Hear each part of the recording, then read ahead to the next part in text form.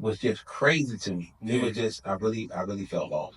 But you one of them niggas that was like, man, I ain't trying to put my bank information on this jump. That's a fact. I ain't trying. I ain't trying to put that jump on. I got scammed one time. And somebody asked you for $200 to make $2,000. You sent that shit. Yeah, they got. Oh, God damn it! The flood shooter comes all in at one time, and I felt like my palms started sweating, and I was like, man, I gotta get control of my mind, because if I don't get control of my mind, I'm gonna lose my mind. I've been on my shit trying to find a way. I'm above ground now behind some bars today. Tell me what the lick read and I'ma find a place. Just keep pushing, don't worry about them past mistakes. You won't have to be the problem solver. Never let them get you off your rocker. I'm sending out a call to all the bosses. Time to recoup all the losses. Win, lose, or draw, you better fight. You're not guaranteed to make it through the night. Ho Chi men for the men. We militant, we going for the win. I got blood in my eyes. George Jackson never been the one. From the place you came, welcome to the bunker, a place where you can heal from all your trauma and drama. Make sure you like, comment, subscribe, and share. But more importantly, make sure you heal, because the world doesn't care, but we do. Yes, sir. We in the building. 848 The Great, a.k.a. EVB. What's up with you, huh? What's up with you, King? Man, I can't call it. That's right. In the building. Shy Baby, Shy the producer. Y'all know who it is. Taking a different role today. Right. Man. Talk to me, man. Spook. My man Spook behind can't forget Spook, can't right? Never forget Spook, man. What's up, baby? And then our co-host too, Star. Her family is going through some tragic events happened to her family, and we want to send out all positive energy to her and her family while she's going through this tough and magical time. Like, she is the rock of her family, man. And so once she gets her family together, she'll come back and co-host, man, and bring y'all the female perspective to everything to be talking about. Yeah, we send nothing but positive energy your way, Miss Lady. That's right. Say, man. What's up, King? It's crazy out here. We're gonna go ahead and get into it. All right, go ahead and get into it, man, because I want to see what you got prepared, right? All right, so we being as though we in the DMV, in the city directly, That's right. We're gonna jump right off into the politics of things, man. Okay. So I like politics. Quick question for you. Quick question. How do you feel about the expulsion of DC Council member Trayon White? Okay, man? all right. So Trayon is a friend of mine. Okay. Right? And I don't like the expulsion. I don't like what happened I don't like how the DC Council actually handled the situation. Right.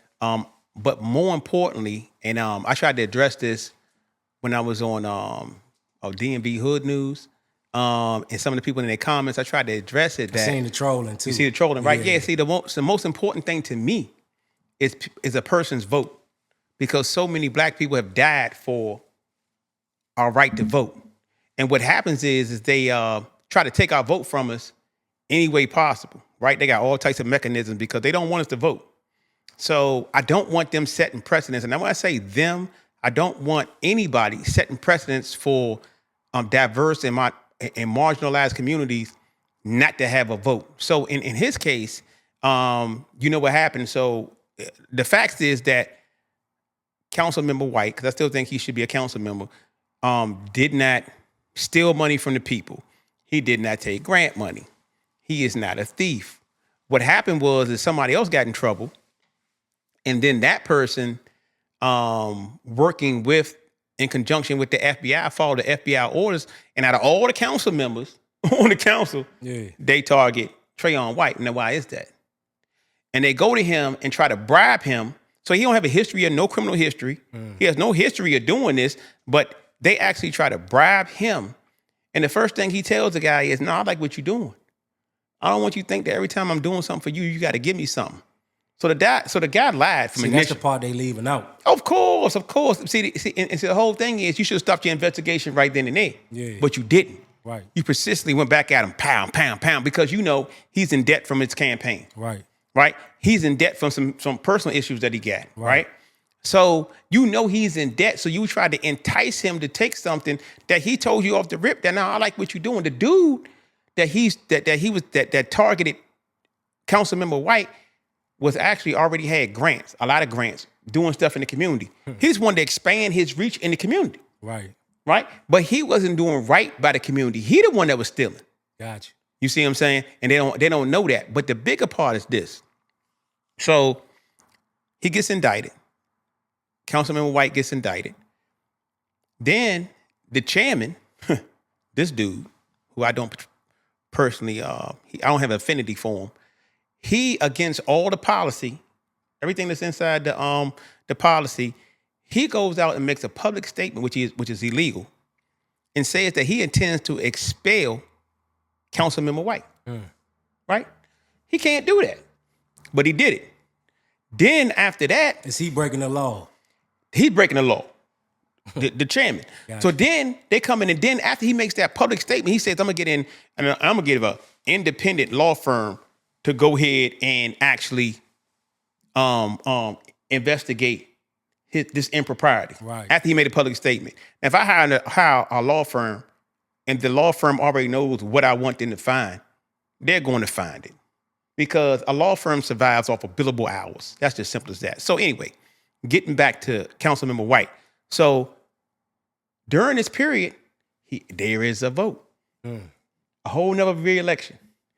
He gets re-elected, and the electorate knows, number one, he's indicted, what he's indicted for, and they know from the council member's big mouth, the chairman's big mouth, that he intends to expel him, and they still re-elect Trayon White. So like I was telling him in this law, because you know I do law, right? So I was telling him and his legal team, like, this is not only is it illegal, but it's unprecedented. There's no precedent. This has never happened before in DC. Not even with Marion Barry. See, here's what they said. Marion Because to Barry, me, this is Marion Barry. So it got a lot of similarities because they targeted. Right. So that's why I feel similar to you, because they targeted this dude. Right. Right. And they did the same thing. Who is a student of Marion Barry. Exactly. You see what I'm saying? Yep. And he's fighting for Ward 8. You get what I'm saying? Facts. Now check this out. This is what's most important to me, the vote. So the vote is that they went out and voted and reelected this guy. And then suddenly, 2 months later, the law firm comes back and says, oh no, we find these things about Councilmember Trayon White. Right? Mm-hmm. And they then held a hearing and intended to expel this man. But what they did is, the crazy part about what they did is they actually set this man down and ridiculed him. Mm. Even the minority council members, which I had a problem with, because if you're so much, because you seem like you were peeved, like it made you mad. Right. If it made you so mad, follow the law. Yeah. So the law says that if they reelect him while he's getting expelled, right, then they have to give him a chance for a referendum, meaning that the people the electorate that just elected this guy, they got to go back to him and ask the electorate, number one, hey, do you think this was fair? And then they have to have a whole nother election, which they are doing, a special election in June or July. I can't remember, but June. I'm supposed to work on this campaign. Right. And they supposed to have a whole nother election to try to elect a man that should never been expelled off the DC council. But the crazy part is, if he get reelected, he right back on the DC council. So what was all that for? It was a test to see if they could play with your vote. Because let me tell you why I know I'm right. Because the governor of New York, with the mayor of New York, Eric Adams, ironically, same thing happened to him. Yeah. Somebody came to him, tried to bribe him. Yeah. You know what I'm saying? Yeah. Now, I don't know why this happened. Yeah. At the same time around with Trayon it happened. Right. Sounds crazy. That sounds crazy. Yeah, and it wasn't under the current administration. It's under the last administration. Yeah. So they came in, and all of a sudden, Eric Adams, something that he already wanted to do. Right.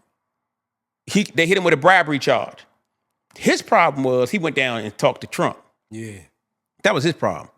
whether it was on the up and up or not, it's still perception, right? It don't look right. You know what I'm saying? Then you come in and you say pretty much quid pro quo, I won't make New York a sanctuary city. And if I don't do that, you're going to get rid of my charges. Now, check this out. I don't think he should have been indicted, and maybe this administration knows what I know. Right. And they say, I don't think you should be indicted. And they trying to get something for nothing. Right. I mean, which is cool. You know what I'm saying? I don't got no problem with that. Yeah. It's not my type of politics, but I don't got no problem with that. But the governor of New York said she going to respect the people of New York's votes. So why doesn't the chairman for DC respect the votes of the people in Ward 8? How come it's just overridden? Because nobody's been found guilty of anything. Yeah, and that's the part that most people. That's the part. Nobody's been found guilty. It's allegations. It's allegations. Allegedly. And then the media will put in this media will put in they'll make it seem like something that is not. Mm-hmm. When I was incarcerated, right? I got incarcerated for a serious charge, right?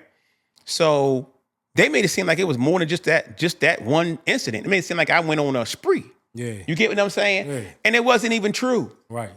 But I end up being they try to come get me to sign death penalty papers because back then, if you had two major crimes, you know what I'm saying, like murder or something, right? Then they come get you with the death penalty. So hold on, let's yeah, because we're talking to the people. Let's break this down a little bit. Break it down because that's something I think a lot of people they want to know more about. You had to sign death penalty papers. So they try to get me to sign it. Yeah. Yeah, the dude Jack Johnson. Okay. Right. He tried to get me to sign death penalty papers, and I wouldn't. I was just like, I'm not signing this. Ain't this that crap. buddy who was stealing all the money? That's a fact. You get what I'm saying, D? Yeah. So mind you, back then they would clean up, and I'm dating myself, but it's the 90s, right? Yeah. And there was so much going on in DC and Maryland that they was trying to solve cases. So what they would do is come to you, Shy, and if you wouldn't tell, they would throw bodies on you. God damn. Because you won't tell on Spook. Because Spook and they know Spook did it. Yeah. And they can't catch Spook for it. Right. But you the big homie, right? So they're going to come to you and say, Slim, I need you to go ahead and testify against Spook. And Jokers was doing it. Damn. But the Jokers that wouldn't do it, I'm gonna put Spook body on you because it happened on your watch. You dig what I'm saying? So now I got two bodies and they come in there. Now, mind you, they could convict you off of anything. Yeah. You dig what I'm saying? Yeah. They impanel a jury. And if you don't got no good lawyer, and that was back then, it was cheap. It was like $20,000 for an attorney.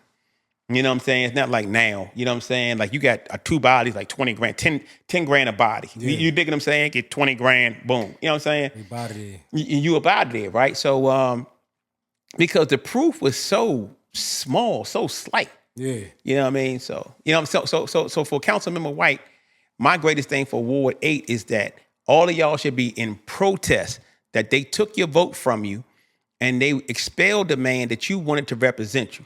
You know what I mean? Like, and now mind you, they can exclude this dude, but they can't expel him. So they can say, I'm gonna take all your rights, all the little things, committees that you're on and everything. You can't participate in this stuff. And if the voters still want him, like in Eric Adams' case, yeah. If they still want him, then cool. Have another election, get him out of there. You know what I mean? But don't take the people's vote. You know what I mean? And that's what they did. And I think that was illegal. And that is my thing, because what I know is this, right? What I know is this. If we allow them to say, vote for a person, but then we catch them doing something that we don't like, yeah, and then we can expel them, we can take your vote from you. So how does your vote ever matter? How does it matter in the first place? But the funny thing is this, though. This is how karma works. And you know this show is about karma, yeah. right? This is how karma works.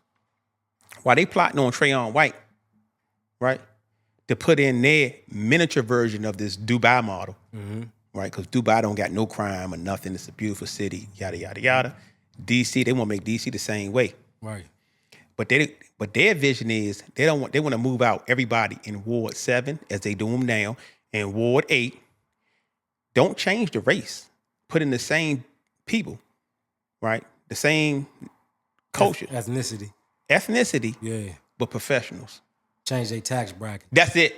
Hey, You dig what I'm saying? These jokers vicious, man. However, while they plotting on that, guess who plotting on them? This administration. God damn. Because we are DC is tax. It's a shadow. What's the name? Taxation without representation. We have no representation in Congress because it's a district. Yeah. You get what I'm saying? So they were actually, everything goes through Congress. So the president is really, this is really his city. Or her city if it's ever a female president. However you want to look at it. You dig what I'm saying? Yeah. So it's actually their city. So now, that's why they got their people appointed as United States Attorney. Yeah. You dig what I'm saying? And in DC, this is why they got, I want to get in later on segment, the Proud Boys and the Oath Keepers got offices up here. You dig what I'm saying, King? Yeah, You know what I'm saying? They trying to move on in. Yeah.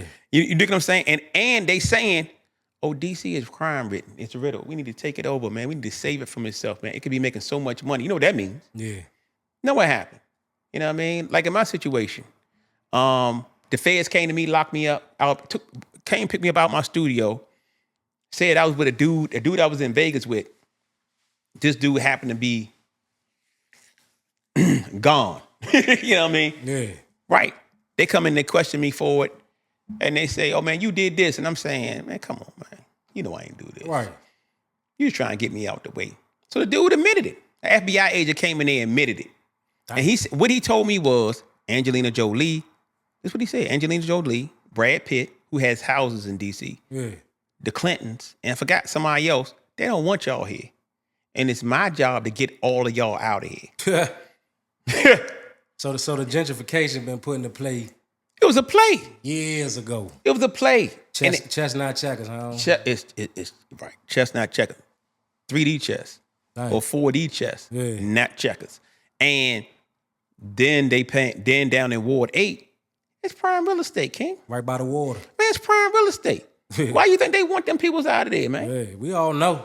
We all know, We all right? know what's Yeah, up. and so what they do is they test how they can take your vote from you. So I'm gonna go ahead, I'm gonna get you, They right? testing your knowledge. They testing your knowledge, See how much you gonna go for. how much your passion is. You know what I'm saying? Be like, nah, I voted for this dude. He got to stay in office. And the precedent is from the New York governor. Because even though everything went on at Eric Adams, the same thing that went on with Councilmember Trayon White, she decided not to expel him from his position because she's going to honor the vote.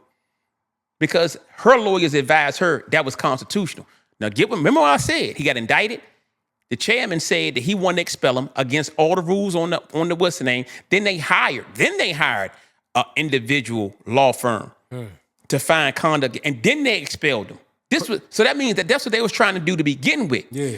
So somebody has some intent, because why out of all the council people, but all these that Councilmember White is getting the least amount of money allotted to his ward? Yeah. Why is the corruption with him and not with the rest of them? In the most concentrated area. Come there's people on, that King. look like me and you. trying to tell me ain't no council Hey, member man. taking bribes, ain't nothing quid pro quo. I'm not giving you $250,000 to be elected, and then now I'm the head of this and the head of that. Come on, bro. And on top of that, you talking about taking bribes. Ain't that what these niggas doing? That's what they doing. And that's not talking about the good brother specifically. I'm talking about just politicians in general. Quick. If you're running for, let's say you're running for the House or the Senate, Yeah. and I give you $50 million, That's a bribe. and why would I give you $50 million? I love you that much. Yeah, man, not that much. Come on, King. You know, Hey. and then all of a sudden, I'm enriched. Hey, that's crazy, man. Nobody knows why, but I'm enriched. That's crazy. And then people in the comments that live in these wards are sit there saying like, "Oh, he stole something." These politicians, but I don't see you getting upset at no other politician other than Councilmember Trayon White. You digging what I'm saying? Yeah. Like, yeah. And what they trying to do is trick you out your vote. Yeah. You know what I'm saying? And then once they do it, like they did it now, guess what it is? It's precedent. So now they can say, I can do this again because we did this before. Yeah. That's what precedent does. Precedent sets a precedent for what they can do next. So once I get away with the first time, I already got away with it. This is precedent. We're going to follow precedent. That's what they do. 3D, 4D chess. That's what I'm trying to tell you, King. This move gonna escalate the next move. That's my thing about Damn. Councilmember Trayon White. Hey, bro, that's heavy right there, man. Real heavy. And one thing I encourage the people to do, what we don't do as a community, we gotta read, man. We gotta stop taking what they tell us and what they give us for face value and just going for that. We gotta do our own research if Yeah. we really want to come up out of this funk, man, because at the end of the day, we all struggling.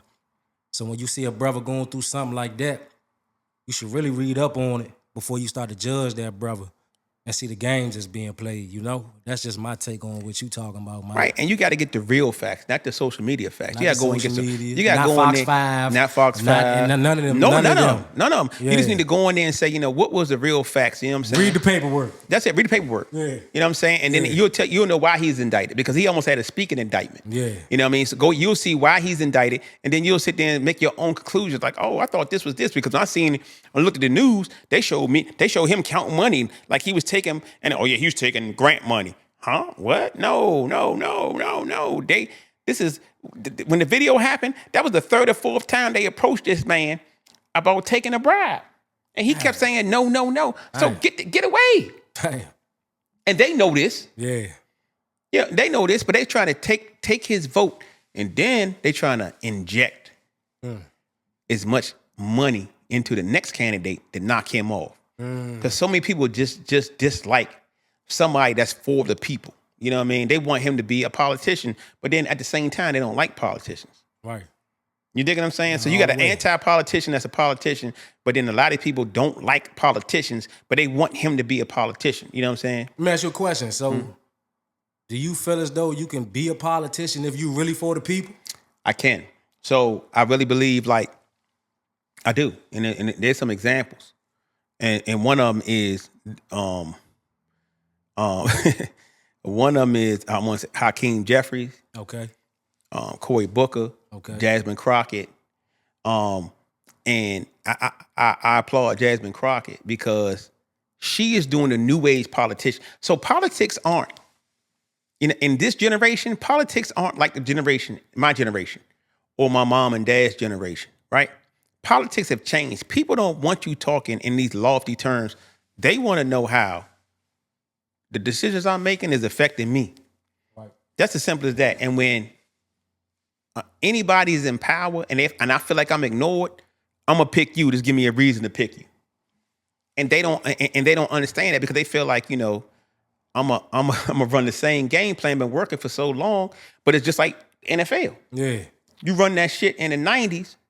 You know, that playbooks in the 90s won championships. Yeah. That ain't gonna work here. Getting your head hit. Right. If you run the playbook that was working 5-6 years ago when people was passing all the time, that ain't gonna work now. At all. Because everybody don't adjusted to it. Yeah. So you got to change with the times. They don't want to change with the times. You got all these people who are past their expiration dates as politicians trying to talk to me and you and tell me and you what's right for me and you. But when I go to, when I go pay for something, you know, and I'm trying to look for education for my kids, or I'm trying to better myself, you know, the same opportunities aren't there. You know what I mean? So you can't convince me of that. You know? All right, man. Hey, Yeah. you just dropped some science and some knowledge on them on that one. I hope y'all paying attention, bro, because man, 848 the Great, he gonna drop that legal work on you. Yeah, and I want to say one thing, like by us being passionate on this podcast is not drama. Passion is not drama. I wanted to say that right there. No question. Because a lot of people think because That's you're fact. passionate about something, and being passionate about something that somebody's right, or something to help somebody else, that's not drama. Right. You know what I'm saying? And we are drama-free podcast. Yeah, But what we will do is protect the people exactly. and inform the people about what's going on. So, Exactly. yeah. All right, so there was a little part when you was talking about they want to rid the city of crime and all these things. Right. That's going to lead into our next little question, Okay, right? that's what's up. The YNs, as everybody like to call Right. them nowadays, put the guns down. How you I feel ain't- about that, Yeah, man? I ain't for that. So I'm against that. Yeah, And I don't want to get on my Malcolm X. yeah, But I'm for the Constitution. yeah. And you got a right to bear arms That's right. legally. Yeah, Now, I can understand if you don't register your handguns or register your guns, right? yeah. And what that does is makes us all responsible, Right. right? When you got that situation with yeah, you. because it can trace back to me. Exactly. So I can't go hit You a gonna nigga. think twice. Right, I ain't gonna go hit a Bama head. Yeah, I'm gonna hit like spook. I ain't gonna hit your head over nothing. yeah, Right? And you shouldn't kill over money anyway, spiritually, Yeah. right? But my point is, or anything else, but My point is that I should have a right to defend To myself. protect myself. You And hear me? because of the history, and I'm not talking about no slavery or 1965 cutoff. Yeah. I'm talking about from 65 on to 2025, Yeah. right? The history of violence committed against diverse communities. Our It ain't- people. Right. It ain't just black or brown people. I mean, it's not just black people, it's brown people and other people. And smaller class, poor trailer park trash, white people. The poor whites. Right. Yeah. The crime that's been committed against them from the powers that be, it entitles us to the Second Amendment. If the Second Amendment applies to anybody, it's for us. Because we have a right not to be disarmed. And they got this notion, and I'm glad you said this. I got into it with somebody out of the mayor of Baltimore's office, Yeah. right? Because the mayor, I just disagreed, and for some odd reason, they don't like dissent anymore. So because he's black, because he's a mayor, because I like what he says 85% of the time, because I do like him, Right. 85% of the time, I got to agree with him all the time. I'm not agreeing with him all the time. Yeah. And where I disagree with, he came on in and he said, you know, he got, if the YNs put their guns down, he got jobs for them. What? Huh? I'm entitled. What? You gonna give me access to a job, something I'm supposed to already have access to, if I disarm myself? Hold that thought real quick. I gotta get some water, bro. Okay. Boy, am I thirsty. Am I thirsty? Am I thirsty? Oh, Ernie, if you're so thirsty, why don't you just get up and get yourself a glass of water, huh? Oh, well, because, Bert, I'm so tired. No. The only thing I am more than tired is thirsty. And I am thirsty. Oh. Am I thirsty? Oh, all right. I get the hint. I will get you a glass of water. All right, we back, y'all. A youngin' had to hydrate, man. It's getting real for me. We back to it though. That's what's up. Yeah, like I was saying, the mayor of Baltimore, I disagreed with him, and somebody I believe that was out of his office. I can't prove it, but some dummy account came and started trolling me. Like, you know what I mean? Yeah. And I'm saying, like, man, I would never tell a YN put his gun down. Now check this out. In DC, the homie Tony Lewis, when he came home, he said, man, to tell the YNs to put their guns down, we got to give them something to pick up, right? Which is a deep piece, That part. right? That's a deep piece, right? This is a man that served over 25 years, right, in prison, and then comes home off of doing all this time, Yeah. right, from being a street legend. And now he like, I'm still on. Don't do And he that. on point, and he's saying, man, don't tell them to put nothing down unless you giving them something to pick up. Yeah. I want to take it one step further and say, don't ever put your guns down. Yeah. Don't ever do that. Yeah. Register them. Yeah. Get them legal, because the Supreme Court just ruled, right, that you cannot lose your right to bear arms forever. So that means for all these years during mass incarceration, they was taking our right from us, saying we lost a constitutional right. Now, when have you ever heard somebody losing a constitutional right?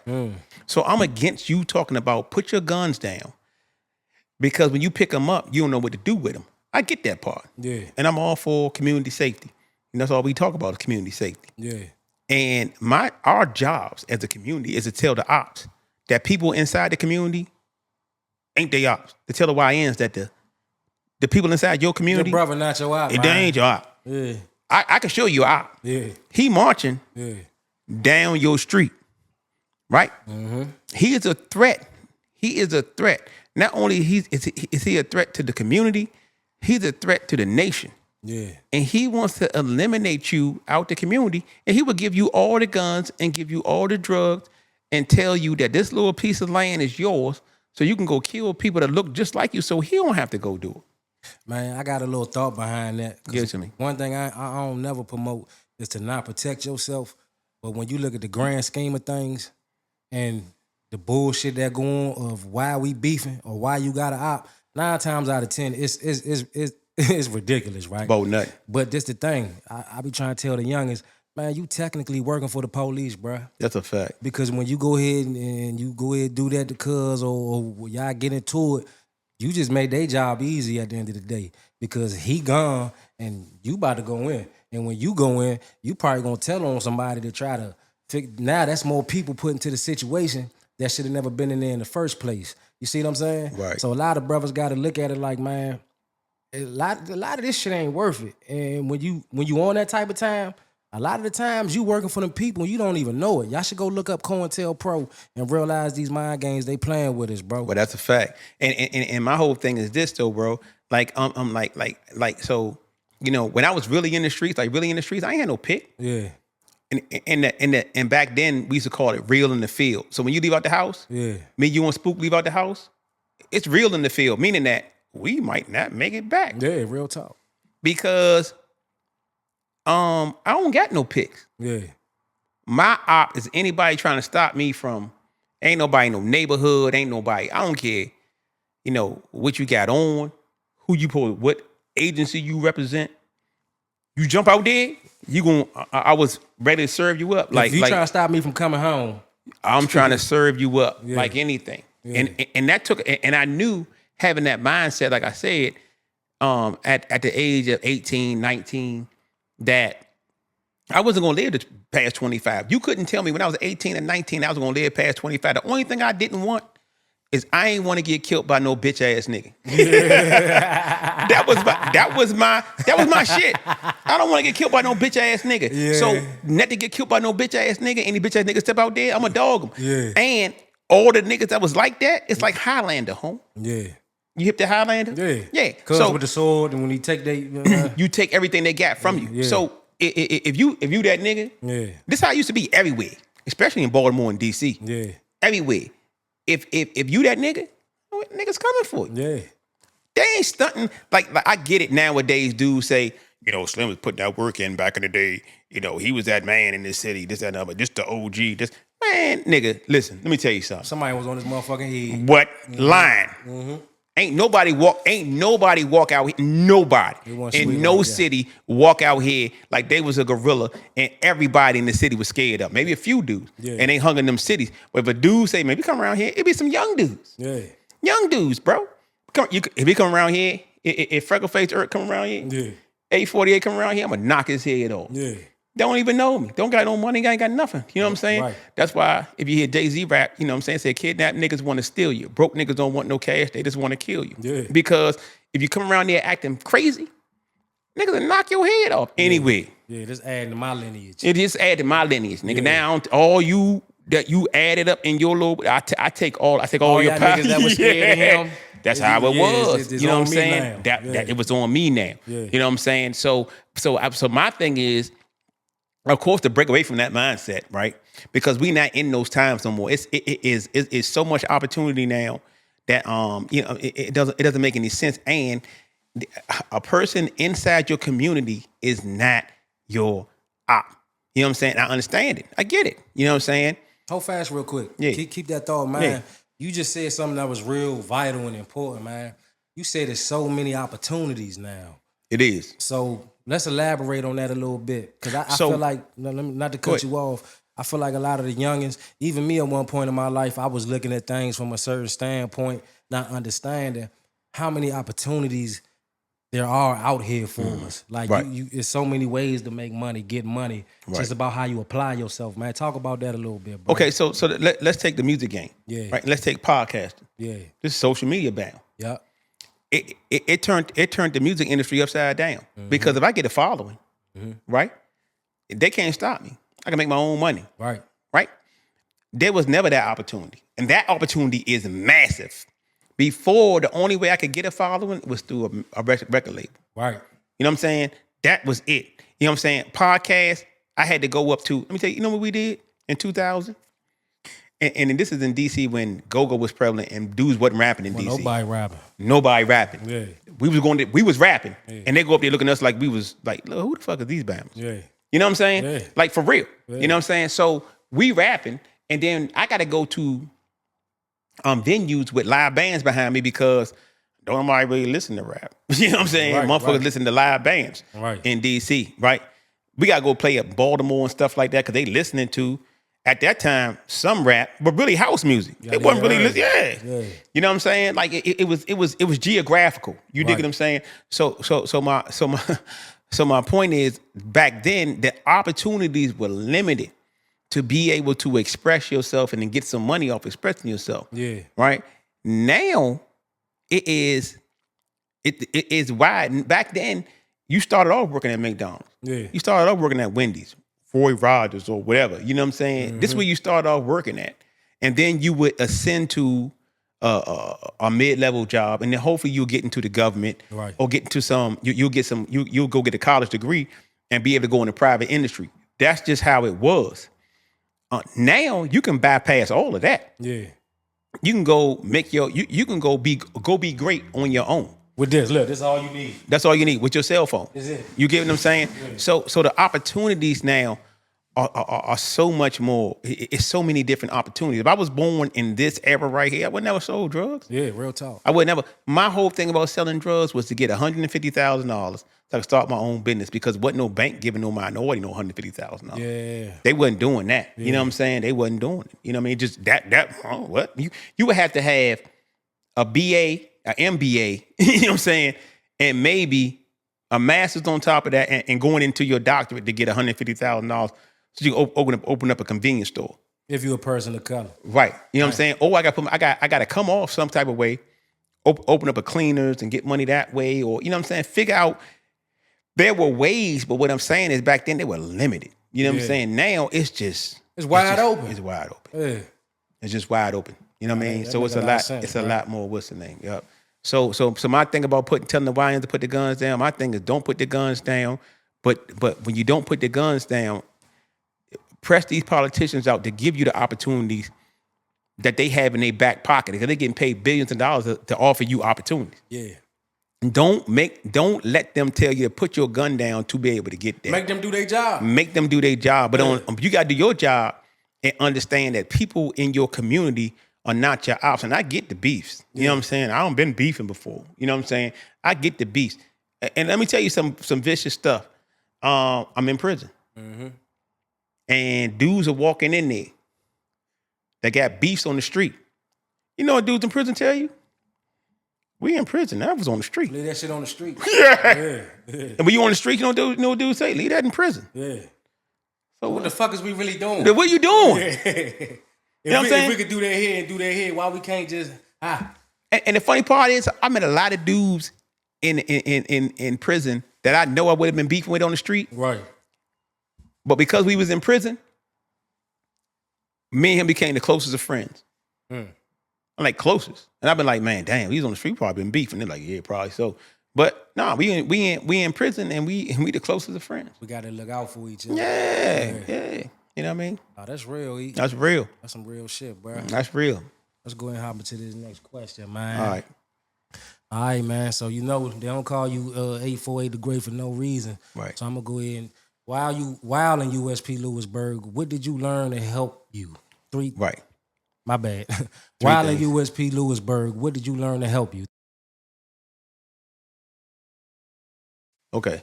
So I'm gonna tell you one of the craziest things that and I always tell this story. When I first got into USP Lewisburg, we was beefing. Yeah. When I say we was beefing, I'm talking about the DC car was beefing. Yeah. Right? Anybody know about prison, you know about cars. We was beefing with the Puerto Ricans, the Nietas, right?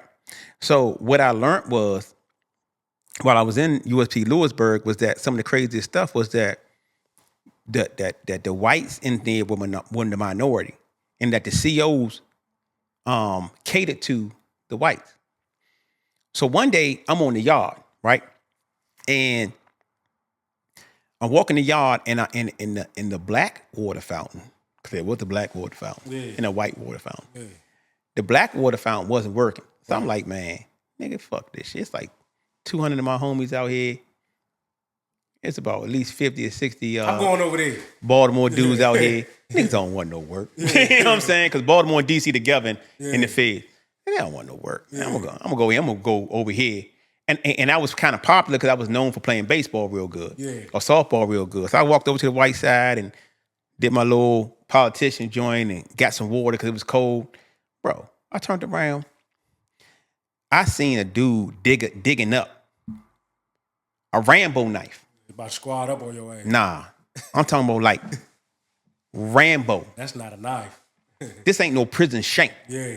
This is a knife from off the street. Yeah. A Rambo. Yeah. It looked like it had the ridges on the top. Looked like Rambo had this joint. Jim And I'm Scott. sitting there saying like, oh, police had to bring that in for him. Yeah. Ain't no way. It ain't no way. Yeah. And I'm sitting there saying like, damn, with that knowledge, and then knowing that the white boys started this, and they started defecating in milk crates, letting it sit and ferment, and then putting it on a knives, So they can infect and you. then wrap it out, Yeah. and letting it rust. So when they hit you, it infect you and you die. Damn. So, dude be hitting, he only got hit a couple times, he died. That's why.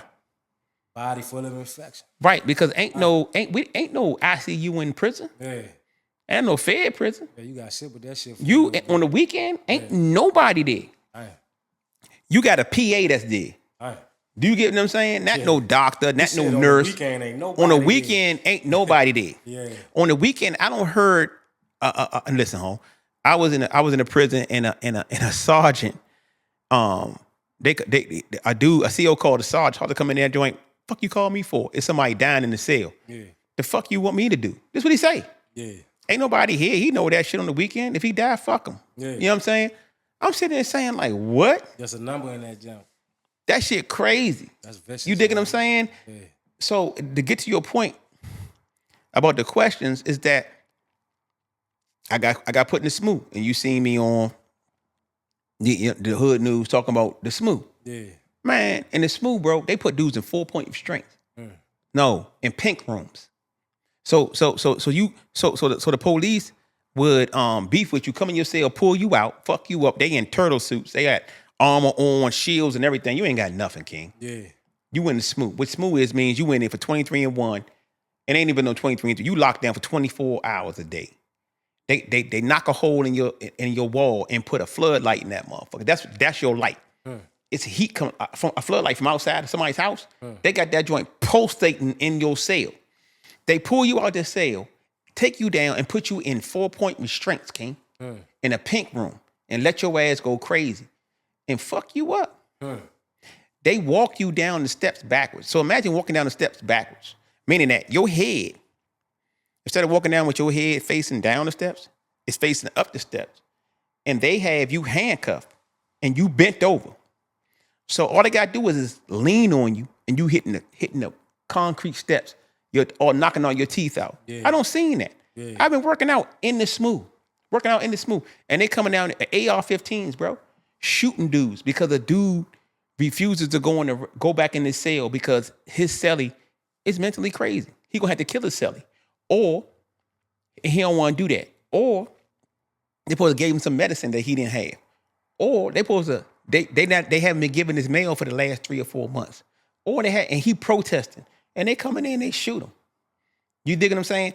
So what I'm saying is, to answer your question, one of the things a guy taught me while I was in prison was that to stay in your lane. Right. And when he said it, I was just sitting there saying, like, well, who the fuck is this nigga talking to? Right. You know what I mean? Like, at the time, I'm thinking I can go any lane I want to go in. Yeah. But nah. Stay in your lane, huh? Stay in your lane. And he said the beauty about staying in your lane is if somebody comes into your lane, you know they want something because you stay in your lane. You and ain't you know all over you ain't even gotta think about it. Yeah. You know, I'm gonna stay in my lane, but dude hop in my lane, I'm gonna bust him because I'm staying in my lane. Yeah. I'm not in your lane. You hopped in my lane to get in my way, I'm gonna bust you. You dig what I'm saying? So, so all that had me have faith because, bro, when you in a federal penitentiary like you are in state penitentiaries, right? You don't know if you're gonna live week to week. Right. You can't write home. You can't say with assurance you gonna make it to the next week. You can't say with assurance that because let me give you an example. It's different in the state, right? But I ain't saying it's less violent. I'm saying it's more violent in the state. It's more mental in the feds. Yeah. Because in the feds, there's so much money in the feds, but And dudes for petty squabbles, dude overdo $150, $200, $500, $1,000, and they gonna pay it. Somebody gonna pay it because we making $50, $60, $100,000 over the weekend. You know what I'm saying? I ain't got time for you jokers to lock the whole jail down because you arguing over some little boy shit. You over there bullshit. You over there bull crapping, right? You know what I'm saying? So it's more mental because they play so many mental games with you. And the administration, Right. so many mental, you got to be mentally sharp. If you not mentally sharp, if you only physically sharp, they'll break you down mentally. If you mentally sharp and not physically sharp, they'll break you down physically. You dig what I'm saying? And then they tie you to everybody that's from. So if you we from the DMV, you hop in, you in a DC car. You come to prison, you in a DC car, right? Spook, he come to prison, he in the Baltimore car. Yeah. Right. Let's say he BGF. Yeah, all right. So what? You ain't BGF no more. You in the Baltimore car. Yeah. You dig what I'm saying? Yeah. Let's say you say, I'm from 21st, nigga. Okay, you from 21st. All right. You in this DC You know what I mean? car, You in the man. DC car. Yeah. You know what I'm saying? All that shit. is relevant. You can have an affinity for these dudes that you dealt with, Yeah. but when you in the DC car, and then they tie you to everything that happened. So let's say You it's, with them niggas. That's all that. right. That's So let's it. say it's 150, 200 Baltimore niggas on the compound, 400 DC dudes on the compound. And all of a sudden they be like this, man, Lil Spook and them, they just hit a nigga up in the cell, this, that, and the other. We got to come out on the yard. And all of a sudden now, oh man, I'm about to get on the phone and talk to my daughter. Yeah. No, Yeah. I ain't talked to my daughter in a month. You know what I'm saying? Not today. It still ain't gonna happen today because nigga, you need it on the yard Yeah. with that knife to show presence. Because Spook and them felt like they want to take a nigga pack and they hit him up. Yeah. And then all of a sudden they now everybody they want to talk about it. Oh, we gonna go to war because the white boys gonna go to war with the Mexicans. Some of the Indians gonna go with the Mexicans. You dig what I'm saying? You dig what I'm saying, home? So you they gonna get their numbers, and whoever dealing with them is gonna be with them. You dig what I'm saying? And then the administration they gonna shoot anything they say. If it's brown, it goes down. Damn. So so when you fighting a white boy, they're not looking at they're not looking to shoot him first. They're looking to shoot you. Because 9 times out of 10, majority of them, they If it's brown, it goes down. yeah. You talking about people who never seen black people a day in their life. So let me ask you a question real quick. So it's yeah. still some form of solidarity between them white boys and the people that's running the jail. They still gonna hold them down. Solidarity. I told you I seen a Rambo knife in Yeah, there. there you go. That's a solidarity right there. Yeah. How do you come to work and give a dude a Rambo knife to protect himself? Just hide that real good, man. Yeah, just hide it real good, King. You know what I'm saying? Yeah. So solidarity is definitely a part. I didn't. So since we grew up in this area, prior to now, and definitely like in the late '90s, it was a lot of diversity. Yeah. In DC where there really wasn't no color. It was just class. Yeah. And then to leave that and then go to prison where it's color. Yeah. Where people say, this is the first time I've been around black people. And then have dudes from DC say, it's the first time I've ever been around white people. I'm like, what? Yeah. You get what I'm saying? Yeah. Like it's that type of ignorance that's going on in there. And how do you deal with that the first time in your life? All I do is go off of what I know about you. And that's off what somebody told me about you. Or seen on the television. Or seen on the television or been indoctrinated with or been Whatever taught. you've been programmed with. That's a fact. Damn. Yep, that's a fact. Yep. Deep shit, huh? Right. All right, man. So that's a big part of what we do. Right. What is the importance? What is more important than interdependence? So I'm big on interdependence. Yeah. Right. And I think that's what's lacking in the community and in the nation as a whole. Right. So we taught, right? We're taught to be independent. Right. We're taught that independence is the be all, the end all. Right. I'm independent, and once I become independent, I'm free, because being independent, you are independent from being codependent on something. Right. So there is a massive amount of freedom that comes with that. From being codependent on something, relying on something, to being independent, you feel free, broken away. You feel empowered. You this, that, and the other. And at that point, if I can break it down mathematically, it's all logical, which means if you put 2 plus 2 together, it makes 4. Yeah. You put 4 plus 4 together, it makes 8. But what we don't realize is what the wealthy realize. And that is if you work interdependently, which means that if you go work with others, if I want to see you win just as much as I want to see me win, once I get in that mind state, then 2 plus 2 don't equal 4. 2 plus 2 may equal 400 or 4,000 or 4 million. Yeah. Because then you tap it into that extra spirit, and not to get into too much of being of any doctrine, religious doctrine. Yeah. But in every single doctrine, the Quran, the Bible, Buddhism, Hinduism, if you look and they say when more than one person gathers and of a like mind, then that's when you tap into that universal power. Yep. And people don't realize that. They don't want it. They speak it and they walk it and they talk it because they believe in karma. You do good, you get good. You know what I'm saying? Gain, recognize, gain. That's all karma. Yeah. You know what I'm saying?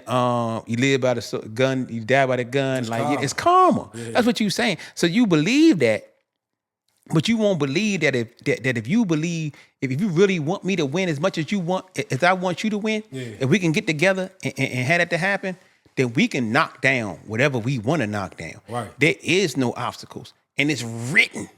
It is written. Period. It's been written. It's been written. And that's why I'm so bound on that. And then let me give you an example. So I was like upset, right, about Mexicans. Mm-hmm. Yeah. And this gonna sound in the beginning racist, Yeah. but then it's not gonna sound racist. So I was like, these dudes come over here and they do these jobs for a little bit of money, this, that, and the other. But just like how the Armenians did the weed market. Mm-hmm. You take it over, right? They're looking at market share, Right. right? So they play like they stupid, but they looking at market share. Yeah. So they got this market share. And they're saying, I can take over more of the market if I offer my service for less prices. Yeah. Because I know people like me are gonna work together. That's gonna do the same shit. Right. They're gonna work together. And if we all work together, we're gonna take over this joint. Right. So now these quote unquote black jobs that's gone to the Mexicans, nah, it was an effort to take less, to do the exact same job that you doing, because me and my you know, in Colombia they call them paisans, but me and my brothers, right, hermanos, are going to work together. And when we work together, we're going to live together. We're going to have our families together. Yeah. We're going to do everything together until we all blow. We're gonna bring this village over here. We're going to bring this whole village and this whole village energy Yeah. to go ahead and blow. Whereas though we talked about and are promoted, right, to be independent. Right. The song. Oh, my winning independent. Yeah. And now what? You know what I'm saying? And not to mention, in most black households, what happened when you turn 18? Oh, you got to go. You got to go. You got to get out of this. Well, not job. now more, but yeah, Like, yeah, you more, know, yeah, I come more my from age, that era too, and you bro. come from that era too, Yeah. right? Yeah, you know what I'm saying, but not now, you know what I'm saying? Yeah. But yeah, you got to go ahead and roll out instead of sitting there and saying like, get yourself together, Build while you here. build while you here, Yeah. get to this point, and then I'm gonna get you out of there because they was taught independence Yeah. because they didn't have nothing. You know what I'm saying? Mm-hmm. So they came from absolutely nothing. My mom came from two steps away from slavery. Damn. My mom came from where she was living in South Carolina, washing somebody's toilets out with her hands because they wouldn't give her no gloves because they was just mean like that. Yeah. And that her moving at the age of 15 from South Carolina to DC, lying about enrolling herself into school, her and her sister don't save enough money from washing out toilets from white people to get the apartment up here, Yeah. and lying about their mom, going to high school, graduating high school, going into college, all because of I don't want to keep watching these people toilets out. Because there is no other way. This ain't gonna be my life. Damn. You dig what I'm saying? So To your point. You know what I'm saying? To your point. That's exactly some of the things that people don't understand about being independent, and then people going to independence. This is why I'm always talking about independence, because if we all work together, I want you to win just like I'm winning, right? And not being condescending about it. Yeah. I want you to win. Not having no alternative motive. No alternative wild motive. shit. Not saying I'm just wanting to, I need to talk to you for this time because I'm trying to get your vote or nothing. If you actually want me to win and I want you to win, then what happens is we enter into interdependence. And then that creates this greater bond where something crazy happen. And then people be coming at you. You know what I'm saying? That creates an unstoppable energy. That's what it is. Force, It's an unstoppable force. Y'all hear that? Interdependence. Interdependence. Look that up, man. What we tell y'all got to read and look shit up, man. Yeah. Don't hear these words. And this is another thing. If you hear something that you don't understand or you don't know what they talking about, man, look that shit up, man. That's all you gotta do. Like, do your due diligence, man. Just check it out. Look it up, man. Because we it's time for us to step it up as a people, man. As a community, just as a whole, man. And I'm all here for it. You dig? Yeah, interdependence. All you gotta do is Google it. GPT. ChatGPT. DeepSeek. Siri. Yeah, whatever. You do, man. You know what I'm saying? Tell you exactly Google what it is. joint, Alexa. Right. Go ahead and holler at them AI females, man. They gonna tell you what it is. All right, man. We're gonna go ahead and get into this clip, man. Let me go ahead and cue this clip up because this is something that we all feel was very profound when the good brother said it. Right. My good man in Philly, man. Shout out to all the Philly brothers, man. Yeah, I met a lot of good Philly dudes out there, man. Oh yeah, man. When I was in prison, man, I felt a lot of good dudes, man. I got some good men up there. Shout out Elston Street. My man Gio, because he gonna say, "I seen you on here. You ain't shot me out, my man Gio. Good man. You gotta get him out the way. Yeah, and get some money back in the day." I'm gonna go ahead and play this clip, brother. All right. Because I'm talking to a couple of them on the side, and I understand that nothing is more important in the ghetto than revenge. Revenge is king. Yes. Closest thing to God. Because the black man is willing to die about his ego. That's true. The ego killed more black men than any other disease. Nothing killed black men more than the ego. That ego of, you hit me, Shannon, people saw that I can't let you go. You got to die about this shit. And my mama raised me, so I grew up soft. I ain't had no structure of no father there. So I'm just emotional. So when I'm in there, I'm telling them, it was emotional for me because I'm letting them know, the man that killed my brother, I forgave him. Am I a coward? Am I a punk? Well, I don't know what that shit mean. But I knew that forgiving him mean that I was willing to live for my brother in an environment where we celebrate dying for somebody. I said, no, I'm going to live for my brother, my grandma, my brother's kids, my mama. I'm going to live for them because don't nobody talk about that. But I know that, I'm going to just speak straight up. I know that I'm not built to die right now because I know it's more things that I got to do, and I know I got a responsibility. That was my older brother. You think what I'm saying? So it's like, I got to step up. I got to be a man. So I got to think as a man would think, not as a street would think, that would die about his ego and leave his babies, leave his mama, tear down the community about the ego. My ego wasn't built like that. I wasn't that strong to have that type of ego. I wasn't cut like that. Let's go ahead and talk about that, man, because he definitely was. So I shout out to Wallow, man. You know what I'm saying? Because he's the type of dude, man. Like he's a like one thing about being in prison, it makes you be authentic. Yeah. You find your authentic self in prison. Yeah. Right. And I'm talking about when you're doing some serious time, not when you're doing like 1 or 2, 3 years. Hard time. When you're doing hard time, when there's some long suffering there. Yeah. Right. And you can always tell when somebody been in prison, man, because when they talk, you be like, oh, this dude been locked up. Just like you can always tell, like when Jay-Z came out with Reasonable Doubt, there was no doubt in your mind that he was in the street. He was trapping. It was no doubt in your mind. There's only certain things you can talk about. And when I hear, that's a fact. Yeah. And it's the nuances. Yeah. So then same thing with Wallow. When I hear him talk, you know what I'm saying, and when I hear him say the things he say, he making grown man decisions. Yeah. He making that next decision that other dudes ain't willing to make. So it's crazy because I got a chance, man, to walk the yard with H. Rap Brown, right? Now H. Rap Brown was a Black Panther, right? His name now is Jalil Al-Amin. He's a and you gotta look his case up. It's crazy, right? They set this man up, and And I got him. Listen, home. When he walked on the compound, and once you Google him and find out exactly who he is, you gonna understand. So my question was asking him like, man, hey, what was the difference between your generation and my generation? You know what he told me? What's that? He said, man, hey E, your generation, y'all would kill for what you value. Y'all kill for anything you value. Y'all will kill for that. He said, my generation, we would die for what we value. And I'm sitting here listening to him. I'm like, this is wisdom. Yeah. This is deep wisdom. This is knowledge and experience, which is wisdom. This is both. And I'm sitting there saying like, oh my God, this dude just dropped a bomb on me in my lap. Yeah. And when I hear that with him, when I say, I've been there. Mm-hmm. I've been the dude, man, that said, man, if a dude do this, I'm going to do that. Mm-hmm. Right? I've been that dude, right? Then I've been that dude when somebody told me, don't never say what you'll do. Because we seen dudes say, when Slim jump out there, I'm going to do, and Slim jump out there, I'm going to do this, that, and that. Yo, do something, I'm going to, then you ain't doing nothing. Nah, yo, come around, you ain't doing nothing. Yeah. Right? But Now you look wild as shit. now you look wild, Yeah. right?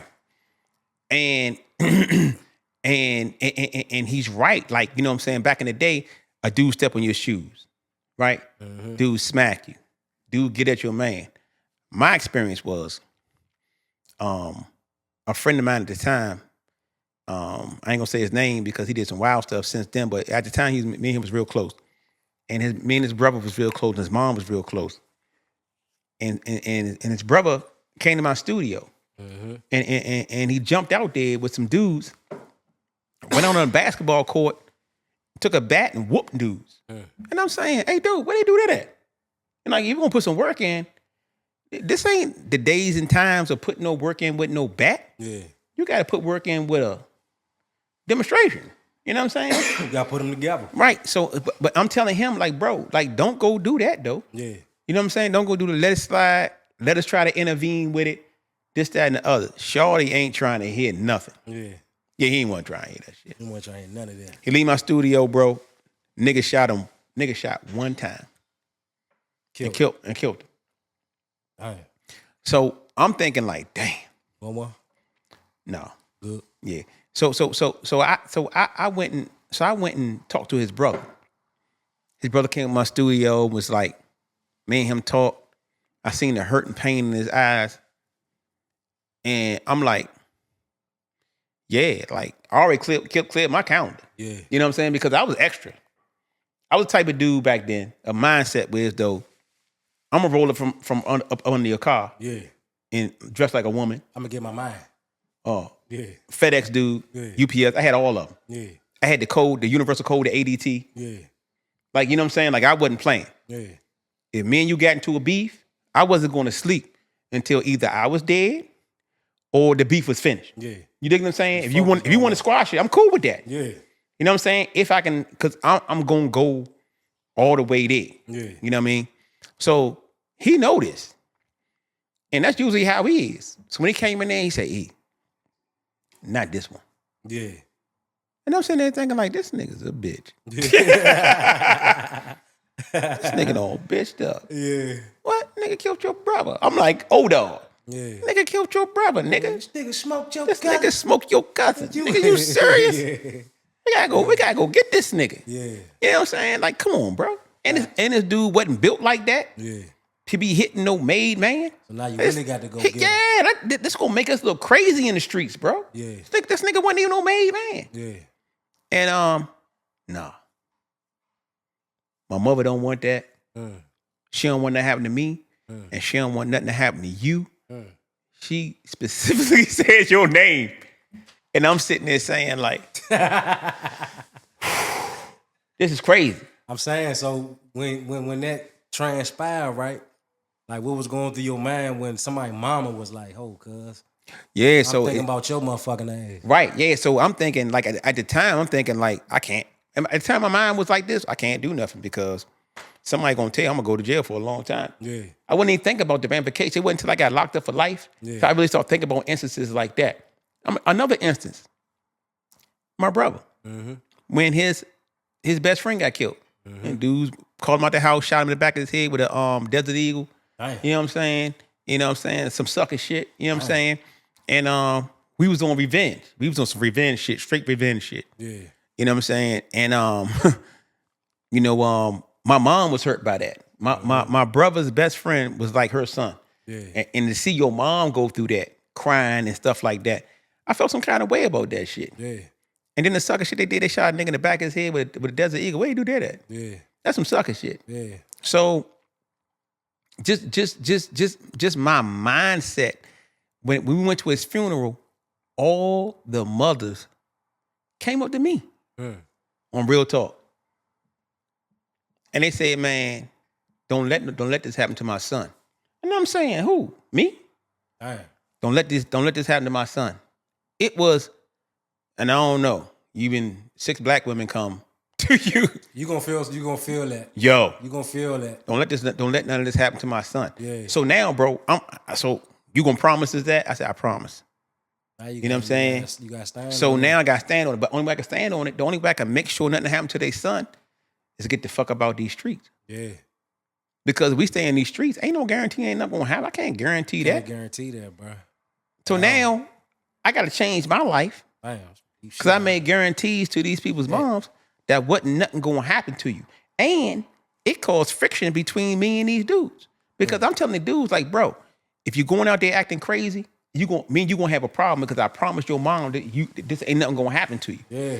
You know, and it caused friction between me and my friends about that shit. God damn. Yeah, so when I see a clip like this with Wallow, I sit there and think like, God dang, bro, this some real shit. some real shit. And that's one thing in the community. A lot of people don't want to address, bro, because it's a lot of people faking the funk, bro. That's a fact. A lot of dudes is doing shit. They hopping in them cars that they shouldn't be in, That's a fact. just because you worry about how you look to another man. Right. For one, that's janky to me. That's a fact. I can care less about how another nigga look at me. Right. Nigga, I don't like you. Right. You understand what I'm saying? But we so twisted in the head to the point where it's like, man, what are we doing, bro? What are we doing? You know what I'm saying? Just like Trey and Boys in the Hood. Yeah. Like, I'm gonna tell you, we in a movie theater watching this joint, right? Yeah. And the dude get out the car. Dudes ain't call him a bitch. Right. Dude, ain't nobody in the movie theater thought this dude was a sucker or a bitch because he ain't want to go out there and put no work in. They was like, yeah, He's being real to us. you're being real. Yeah. Because I don't want your ass telling on me. Exactly. You know what I'm saying? Because I know what I'm going to do. Exactly. So yeah, you ain't about this life. Get out the streets. You ain't have to be a tough guy, bro. Don't gotta be a tough guy. To do certain things, bro. You ain't have to be a tough guy Hey, to do look, this, guy, man. you don't got to be a tough guy. You don't got to be a super trapper. You don't got to be none of that to be cool. Just Right. be yourself, Holmes. Y'all understand that? Yeah, but you ain't no super trapper to me if you selling something to your so it's no way in the world that I'm providing, because I used to sell a whole lot of drugs. Yeah. A lot. Yeah. The feds locked me up for life. Yeah. For 205 kilos. 848. I was selling a lot of work. Yeah. It wasn't until I got locked up till I actually thought about the communities that I actually predicated. Had a hand in the destruction. Bro, we used to sit there and plot on communities. Yeah. We used to sit there and say, well, this community washed up because the feds hit to this joint because these dudes be killing around here too much. Can't deal with this joint. Yeah. We deal with this joint, but this close to this joint. Well, how about this community back here? Well, let's go ahead and make a test and let's flood this community with drugs. Yeah. We used to do that. We used to go talk to our connect and say, we going yada, yada, yada. Once we get this joint rocking, we need you to dump this on us. We're going to go into the projects because we got a project. Do you get what I'm saying, King? And that's how we used to think about shit. You know what I'm saying?